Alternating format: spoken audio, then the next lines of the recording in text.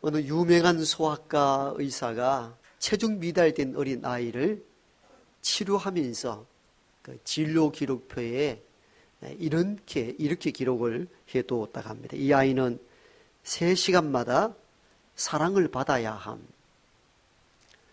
어려적인 그런 글은 아니었지만 또 이 소아과 전문 의사가 아이들에게 가장 필요한 치료법은 사랑이라는 사실을 깨달았기 때문입니다. 많은 전문 의사들도 이 질병의 보다 많은 원인들이 불안과 고독, 분리됨, 이런 심리적인 것들로 인하여 질병이 일어나는 경우가 많다고 합니다. 사랑이 굉장히 필요하다는 것이죠. 사랑이 약이다는 이 옛 어른들의 말씀은 아주 정확합니다.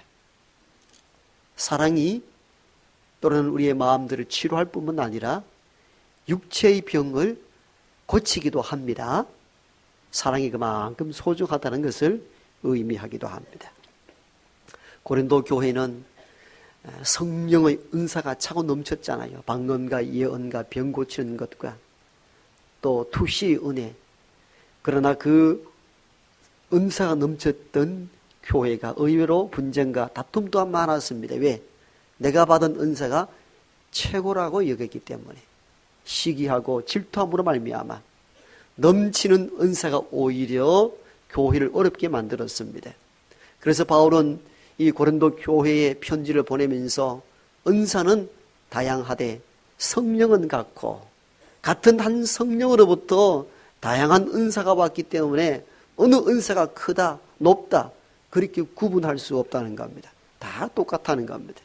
그러면서 마지막 은사에 대한 내용을 다루면서 가장 좋은 은사, 큰 은사를 사모하십시오. 그 은사는 예언이나 방언이나 또 병 고치는 은사가 아니라 사랑의 은사라 그렇게 말씀을 맺고 13장에 시작해서 사랑이 없다면 우리가 아무것도 아닙니다. 이렇게 가르치고 있습니다. 그 어떤 능력이나 사람의 방언이나 천사의 말을 할지라도 사랑 없으면 소리나는 구리와 울리는 꽹과리가 되고 너희가 신비한 비밀을 알고 예언하는 능력이 있고 산을 옮길 만한 믿음이 있다 할지라도 믿음 없으면 아무것도 아니라고 선언합니다. 사랑이 가장 귀한 줄 믿습니다. 그러므로 저와 여러분의 가정생활이나 사회생활이나 교회생활 가운데서 사랑이 넘치는, 사랑을 주고받는 그런 공동체가 되기를 원합니다. 그럼 이제 사랑이 뭐냐? 사랑이 참 필요한데 사랑이 뭐냐? 이 사랑에 대한 특성들을 이제껏 쭉 계속 우리가 배워왔습니다. 오늘은 7절 중심으로 사랑의 특성에 대한 내용들을 계속 다루어 갈 것입니다. 오늘 7절 처음 시작은 이렇게 기록되어 있죠. 사랑은 모든 것을 참으며, 같이 한번 따라 하십시다. 사랑은 모든 것을 참습니다. 그런데 참는다는, 사랑은 참는다는 것은 4절이 이미 시작이 되었었잖아요. 4절 사랑에 대한 특성을 첫 번째 이야기할 때에 이 이야기를 이미 하셨어요. 사랑은 오래 참고 기다리는 것. 부모가 자녀에 대한 사랑들도 오래 참는 것이 가장 큰 사랑 아니겠어요? 또는 비틀어지고 말을 듣지 아니하고 어긋난 길을 가도 부모님들의 오래 참으신 사랑이 있기에 자녀들이 어느 순간 돌아서거든요. 사랑은 오래 참는 거란 말이에요. 그런데 7절에 내려와서 또 사랑은 모든 것을 참는다는 내용을 또 반복하고 있단 말이에요. 대부분 문화권에서는 어떤 단어, 어떤 문장을 2번 이상 사용할 때는 강조 구문입니다. 강조하기 위하여 2번, 3번 반복을 하게 됐죠. 그렇다면 사랑은 오래 참는 것이라는 이 특성을 강조하기 위하여 4절에도 참는다, 7절에도 참는다, 이 말씀을 하셨을까 하는 것입니다. 처음 4절 오래 참고는 우리가 일반적으로 들어 아는 것과 마찬가지로 오래 견뎌내는 것을 말합니다. 사랑은 오래 견뎌내는 것입니다. 그게 사랑이에요.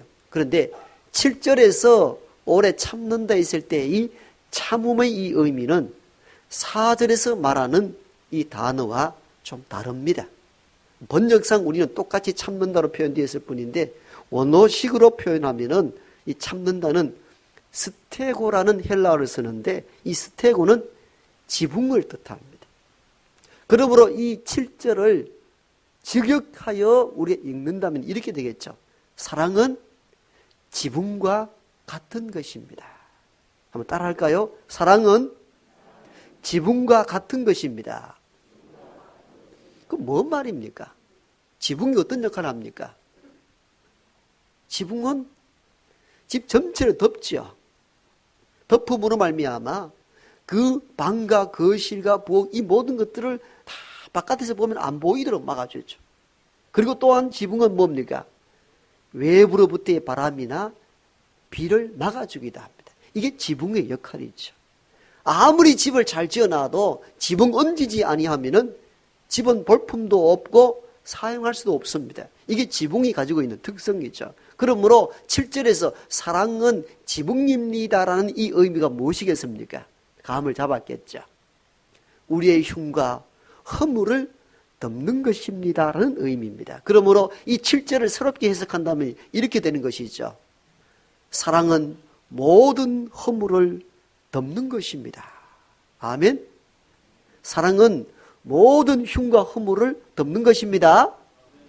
공동 번역과 쉬운 번역, 새 번역을 보니까 이렇게 번역이 되어 있어요. 사랑은 모든 것을 덮어줍니다. 따라합시다. 사랑은 모든 것을 덮어줍니다. 그래서 우리가 원어적인 것은 신학을 하지 않았기 때문에 잘 알지 못한다 할지라도 성경 번역을 여러 개 두고 읽어보면은 원래의 의미가 무엇인지를 찾아낼 수가 있습니다. 공동 번역과 새 번역, 쉬운 성경 번역을 보면은 오늘 7절은 개역 성경과 다르게 번역되어 있습니다. 사랑은 모든 것을 덮습니다. 이게 사실 가장 본래의 뜻에 가깝습니다. 그러므로 오늘 이 본문에서 주는 사랑의 특성이 뭐냐면 말 그대로 사랑은 모든 흉과 허물을 덮는 것. 이게 사랑인 줄 믿습니다. 창세기 9장에 보면요, 노아가 홍수 심판 이후에 포도 농사를 합니다. 그리고 그 포도로 포도주를 담궈서 어느 한날은 너무 많이 마셨던지 술에 취하여 그냥 쓰러졌습니다. 중동 지역이 이제 날씨도 덥고 뭐 술에 취해서 열이 나서 그러는지 온 옷을 벗고 벗은 줄도 모르고 아버지가 쓰러져 있습니다. 그때 아들 함이 이 사실을 보고 다른 두 형제에게 알립니다. 얘들아, 이거 아버지 한번 봐봐라. 술 취해가 만다이 취해가지고 옷 다 벗고 흉측한 꼴로 누워있다는데 한번 봐라. 다른 두 아들이 이 아버지의 이 사실을 듣고는 보지 않았습니다. 뒷걸음질쳐 겉옷을 아버지 하체를 덮었다. 이렇게 기록되어 있습니다. 여기서 아들들의 차이가 나는 것이죠. 함이라는 아들은 아버지의 부끄러운 부분을 보고 떠들어 다녔고 다른 두 아들은 아비의 하체를 보지도 않고 뒤돌아서서 겉옷으로 아버지의 하체를 가리워줬다. 그래서 이 함의 자손들은 어떻게 됐습니까? 저주를 받고 흉허물을 가리워준 이 두 아들은 복을 내렸다는 기록들이 창세기 9장에 기록되어 있죠. 누군가 흉과 허물이 있는데 그것을 가리워주는 것, 그게 사랑입니다. 그러므로 우리가 세상을 살아가는 날 동안에 누군가의 흉과 허물이 보인다면 여러분의 사랑의 믿음으로 가려줄 수 있기를 바랍니다. 그게 사랑입니다. 그런데 타락한 본성을 가진 인간들은 어떻습니까? 그 함처럼 흉과 허물을 집요하게 파고들고 주목하여 바라보고 그 보고 느낀 것을 세상에 알리기를 원합니다. 이게 타락한 본성을 가진 인간들의 특성입니다. 여러분, 우리가 흉과 허물이 있을 때에 이야기하기를 얼마나 좋아합니까? 좋은 소문은 멀리 가지 않는데 안 좋은 소문은 하루아침에 얼마나 멀리 가지, 미국까지 하루아침에 가버립니다. 이게 우리가 경험하는 일들입니다. 여러분 동창회 모임이나 친구 모임을 가보십시오. 한참 만나서 옛날 이야기하다가 주로 이야기하는 게 뭡니까? 아무개는 뭐 어때가 사업 쫄딱 망해버렸고, 아무개 애는 영창 들어갔고, 막 이런 얘기 다 합니다. 주로 거기에 빠진 친구들만. 그래서 모임을 가면은 끝까지 남아 있으려고 합니다. 왜? 내가 중간에 가면 또 내 얘기 또 하게 되니까. 이걸 다 압니다, 사람들이. 내 빠지면 내 얘기를 하거든요. 사람들은 집요할 정도입니다. 어떻게 찾아내어서 흉과 허물을 드러낼까? 이 타락한 본성을 가진 인간들의 모습입니다. 그러나 이미 오래전 잘못에 대한 법적, 윤리적 책임을 다 졌고 이제 새로운 인생을 산다면은 그 사람의 지난 허물을 더 이상 탓하거나 드러내서는 안 됩니다. 그건 사랑이 아닙니다. 오늘 7절 잘 말씀하고 있잖아요. 사랑은 모든 것을 감추어 주는 것입니다. 흉과 허물을 덮어주는 것입니다. 이게 사랑입니다. 물론 사랑이라는 말로 온갖 불의를 저지른 것을 다 덮자는 의미는 아닙니다. 이걸 여러분 오용하면 안 됩니다. 오늘 본문에 사랑은 모든 허물을 덮자 하지 않았느냐? 근데 왜 드러내느냐? 우리는 가끔 두 가지 주제를 혼돈할 때가 있어요. 하나는 뭡니까? 불의를 드러내야 되지 않습니까? 하는 것과 하나는 허물을 감춰야 되지 않습니까? 이 두 주제가 상반될 때에 어느 한 주제만 선택해서는 안 돼요. 그러면 이상해집니다. 두 개의 주제가 서로 상반될 때에는 이 두 주제를 함께 통합시킬 수 있는 작업들을 성경을 통해 찾아내야 됩니다. 이단들의 특성이 뭡니까? 하나의 주제에만 몰입하는 경우에 부모를 공경하라는 구절도 있는데 복음서는 너희가 나를 따라오려거든 부모 형제를 다 버리고 오라. 그러니까 이 10계명의 부모 공경은 버리고 복음서에 있는 것만 취득하다 보니까 부모를 버리고라도 가야 된다고 생각하는 거예요. 그런데 두 주제는 하나의 주제로 묶을 수가 있는 거예요. 오늘 이 본문도 마찬가지입니다. 흉과 허물을 덮는데 그 불의함에 대해서 어떻게 해야 됩니까? 그건 이미 바울이 이러한 논리에 빠질까 싶어서 이미 6절 지난주 제가 설명했죠. 사랑은 불의를 기뻐하지 아니하며 진리와 함께 기뻐하는 것이라고. 여러분 7절을 말씀하기 전에 이미 6절에서 이 부분을 다루었습니다. 불의에는 항거해야 됩니다. 진리와 함께 가는 것이 사랑입니다. 불의가 있는데 감춰야 된다. 왜? 사랑은 흉허물을 감추어라 했으니까. 그건 사랑이 아닙니다. 한쪽에만 생각하는 사랑이에요.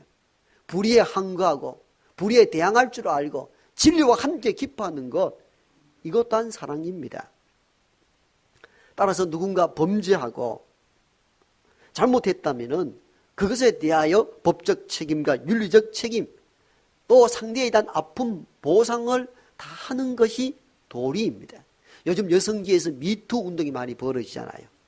10년, 20년 멀기는 30년 전에 이야기가 튀어나올 때 어떤 남성들은 그렇게 이야기하죠. 뭐 30년 전에 일 가지고 지금 남자 뭐 죽일라 거라나 이렇게 이야기합니다. 그럼 거꾸로 이야기해 봅시다. 30년 동안 상처를 안고 온 여성들은 어떻게 해야 됩니까? 우리 남성들은 책임져야 되거든요. 그 당사자가. 이런 책임과 법적인 책임과 보상도 없이 그냥 흉고를 덮어주자. 7절에서 그 이야기를 하려고 한 게 아니에요. 그 이전에 뭐가 있습니까? 사랑은 불의를 기뻐하지 아니하며 진리와 함께 기뻐한다는 겁니다. 불의 앞에 항거하고 잘못됨에 대해서 책임을 지도록 물리는 것, 이것 또한 사랑입니다. 그런데 만약에 어떤 사람이 과거의 잘못과 실수에 대해서 법적 책임을 지고 보상을 다하고 회개하여 거듭난 삶을 살아가고 있다면은 과거에 지은 죄를 또 드러내서 그를 계속 흉허물을 드러내는 것은 그건 사랑이 아니다 그 말입니다. 이 말씀을 이해하셨습니까? 정의로움과 흉허물을 덮어주는 이 두 개의 반대적인 성격이 한 성경 안에서 다 해석이 가능하다 그 말입니다. 과거의 잘못과 오용에 책임지고 서럽게 거듭나고 새 삶을 살아간다면은 그 사람에게는 과거에 대한 일들, 허물과 잘못에 대하여 더 드러내는 것은 사랑이 아니다. 그 말씀입니다. 여러분 복음서에 보면요, 현장에서 가늠하다 잡힌 여성을 유대인 남자들이 예수 앞에 데리고 오잖아요. 유대 율법에 의하면은 가늠하다 잡힌 여인은 돌로 쳐 죽이도록 되어 있습니다. 예수를 시험코자 이 유대인들이 그렇게 이 여인을 어떻게 해야 되느냐고 묻죠. 주님 말씀합니다. 너희 중에 죄 없는 자가 먼저 돌로 치라.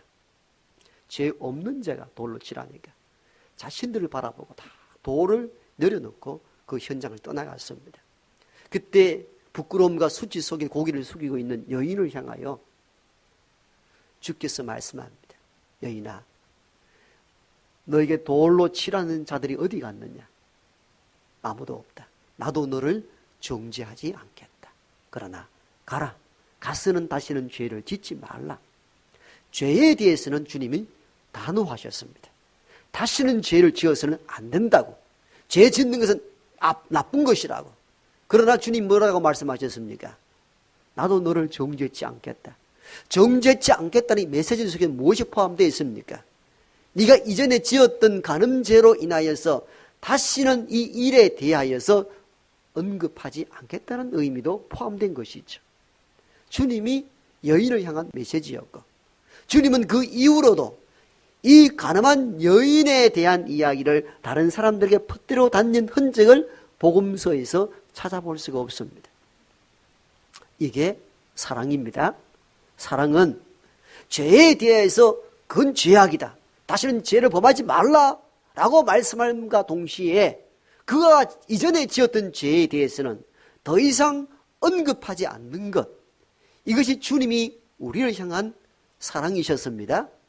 여러분, 하나님께서 우리를 바라보실 때에 날마다 흉허물을 다 드러냈더라면 저와 여러분이 여기 앉아 있어 얼굴 들 수 있는 사람 몇이나 되겠습니까?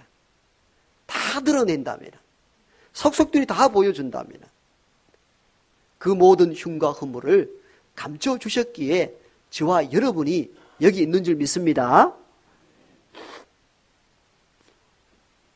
바울과 바나바가 1차 선교 여행을 함께 떠납니다. 그때 또 이들을 돕기 위하여 동력한 이가 있는데 그가 마가 요한입니다. 그런데 이 마가 요한이 무슨 이유인지 모릅니다만은 1차 선교 여행지 떠난 지 며칠 되지 않아서 이 선교 여행지에서 이탈하고 맙니다. 아무 의논도 없이. 1차 선교 여행이 끝이 나고 바울과 바나바가 크게 다툽니다. 왜? 바나바는 1차 선교 여행지에 갔다가 막 돌아서 버린 마가 요한을 다시 데려가자라고 안을 내었고, 바울은 이 아무 이유도 없이 그냥 선교지에서 이탈함으로 말미암아 선교에 막대한 타격을 준 마가 요한을 더 이상 데려갈 수 없다고 버틴 겁니다. 이렇게 해서 바울과 바나바가 2차 선교 여행부터는 결별하기 시작합니다. 누구 때문에? 마가 요한 때문에. 마가 요한 때문에. 그래서 이 마가 요한은 바울의 선교에 있어서는 제외된 인물로 보입니다. 서로 감정이 많이 상해 있었겠죠. 그런데 바울이 가장 나중에 쓴 서신 디모데 후서에 보면은 마가에 대한 이야기를 언급하고 있습니다. 마지막 쓴 편지에서 바울은 디모데에게, 디모데야, 네가 내게 올 때에 마가를 데리고 오라. 그는 내게 유익한 사람이다. 이렇게 고백을 합니다. 지난번 1차 선교 여행 때에 이유 없이 선교지에서 빠짐으로 말미암아 나에게 심각한 타격을 준 마가에 대한 이야기를 전혀 언급하지 않고 오히려 그는 내게 유익한 사람이라면서 한번 데려오기를 원했던 바울의 마음은 어떤 마음이었겠습니까? 이게 사랑의 마음입니다. 사랑은 지난날의 잘못과 허물을 보지 않는 것, 덮어주는 것, 그것이 사랑인 줄 믿습니다. 옛날에 어느 마을에 아주 어여쁜 처녀가 있었어요. 마음도 좋고 얼굴도 아주 이쁘고 1등 신부감이었는데 이분이 하나 고민이 있었습니다. 다 좋은데 눈썹이 거의 없는 거예요. 눈썹이. 제가 눈썹 별로 없잖아요. 눈썹이 하나도 없어요. 며칠 전에 여건이 만료가 돼가지고 여건 갱신한다고 사진을 찍는데 요즘은 여건 사진은 크게 못 고칩니다. 그래도 점 있고 이런 거는 다 빼줘요. 걱정하지 말고 사진 찍으세요. 주름살도 좀 지워주고 뭐 그렇게 하더라고요. 또 보톡스 넣은 것처럼 또 볼도 좀 넣어주고 머리도 후까지 조금 이렇게 올려주기도 하고. 근데 내가 아닌 것 같아 보여요. 그래서 제가 사진사 주인에게 그랬어요. 사장님 이왕 해줄 거 보십시오. 근데 눈썹이 없으니까 숫덩기처럼 좀 해주이소. 내가 그래 했어요. 그랬더니 이 사장님, 손님 다른 건 다 조금씩 손댈 수 있는데 눈썹은 안 된다는 거예요. 눈썹은 걸린다는 거예요. 눈썹은 자연 그대로 가져가야 된다는 거예요. 그래서 눈썹 거의 없는 사진을 여권 사진에다가 제가 붙였습니다. 나도 좀 그리고 싶었어요. 솔직히 그리고 싶었어요. 근데 이 아가씨도 눈썹만 있으면 완벽한데 이게 눈썹이 없어서 문제야. 그럼 날마다 옛날에는 불 때다가 눈썹 껌덩이 늘 이렇게 칠하고 다녔어요. 그래가지고 변장을 해가지고 좋은 남편을 만나가지고 결혼을 해서 잘 살았어요. 근데 이 남자가 사업을 하다가 쫄딱 망해버렸습니다. 먹고 살 일은 없자 몸으로 할 수 있는 일, 연탄 배달을 일을 했습니다. 저 삼복도로하고 언덕길을 끌고 밀고 이 여름철이든 가을철이든 일을 하니까 숯덩이는 묻죠. 땀은 뻘뻘 내리죠. 그런데 수건으로 닦지를 않는 거예요. 닦으면 어떻게 되겠어요? 눈썹이 사라져 버리니까 눈물이 흘러가지고 이 눈에 가득한데 닦을 수가 없었어요. 그래서 남편이 그것도 모르고 자기가 닦아주겠다고 수건을 들고 앞에 나서는 거예요. 아이고 이제까지 속에 나왔는데 큰일 났다 싶었는데 남편이 닦는데 다 닦아주는데 눈썹만 안 닦는 거예요. 알았다는 겁니까? 몰랐다는 겁니까? 알고도 사라졌다는 겁니다. 여러분 이게 사랑입니다. 오늘 7절에 사랑은 모든 것을 참는 데서 참는다는 원래의 의미는 사랑은 지붕입니다. 사랑은 모든 흉과 허물을 덮는 것입니다. 여러분 남편과 아내나 부모와 자식이나 친지간에도 다 뭔가 흉허물이 있는데 그걸 다 덮어줬기 때문에 부부가 지금까지 살고 가정생활이 이루어지는 것입니다. 그거 다 드러내면 날마다 싸워야 되는 거죠. 날마다 싸울 수밖에 없죠. 흉과 허물을 덮어주는 거 사는 거예요. 이게 사실은 사랑이거든요. 옛날에 유명한 알렉산더 대왕을 잘 아시죠? 알렉산더 대왕이 자기의 젊음을 가시하기 위해서 옛날에는 아주 능력 있고 왕이나 또 귀족들은 초상화를 참 많이 그렸습니다. 유명한 화가를 불러다가 나의 좋은 시절에 내 모습을 그려달라고 초상화를 그려달라고 하는데 화가가 보니까 알렉산더 대왕이 전쟁을 많이 치르다 보니까 이마에 칼 자국이 나 있습니다. 화가가 이 왕의 이마에 있는 큰 상처를 그리려니까 왕의 존엄성을 해칠 것 같아요. 그 품이 있는 사람이 큰 상처를 그리려니까 왕의 존엄에는 훼손될 것 같기도 하고 화가가 사실대로 그리지 않고 상처를 지워버리고 하면은 화가의 신망에 위기가 옵니다. 원래는 초상에 있는 그대로 그리는 것이거든요. 그래서 이 화가가 고민을 합니다. 어떻게 할까 하다가 왕을 의자에 앉히도록 하고 한쪽 손을 이마에 다 가리워서 나라와 민족을 위해 깊이 고민하는 모습을 자세를 취해야 해서 초상화를 그렸다고 합니다. 여러분 이 화가를 보십시오. 얼마나 지혜롭습니까? 상처를 없애지 않았습니다. 그런데 상처를 가릴 마음을 먹은 거죠. 다 멋있죠? 멋있잖아요. 다 이렇게 있으니까 초상화를 보는 사람들이 야, 대왕은 나라와 민족을 깊이 고민하는 사람이구나. 상처를 가리는 방법으로 손으로 이마를 가리게 했던 것입니다. 여러분 이것을 우리 삶에 적용해 보세요. 누군가 상처와 누군가 흉과 허물을 여러분 본다면은 그 흉과 허물을 이 화가처럼 가릴 방법을 연구하셨습니까? 드러낼 생각을 하고 계십니까? 이 유명한 화가처럼 어떻게 왕의 이마에 있는 상처를 가려줄까? 이것이 사랑입니다. 이것이 사랑입니다. 푸블릴리우스라는 분은 이렇게 말합니다. 사랑은 허물을 덮어주는 것이다. 사랑하는 사람의 허물은 곧 나의 허물이기 때문이다. 멋있는 말이잖아요. 잠언 17장에 허물을 덮어주는 자는 사랑을 구하는 자요, 그것을 거듭 말하는 자는 친한 벗을 이간하는 자니라. 잠언 10장에 또한 미움은 다툼을 일으켜도 사랑은 모든 허물을 가리우느니라. 오늘 본문 7절을 원어식으로 그대로 표현하면 이렇죠. 사랑은 지붕과 같은 것입니다. 사랑은 지붕과 같아서 온갖 외부의 비바람, 흉허물을 막아주고 덮어주는 것. 그것이 사랑입니다. 여러분 가까이 있는 자들 가까이 보면 볼수록 흉과 허물이 많습니다. 그 흉과 허물을 지붕과 같이 덮어줄 수 있는 저와 여러분 되기를 소망합니다.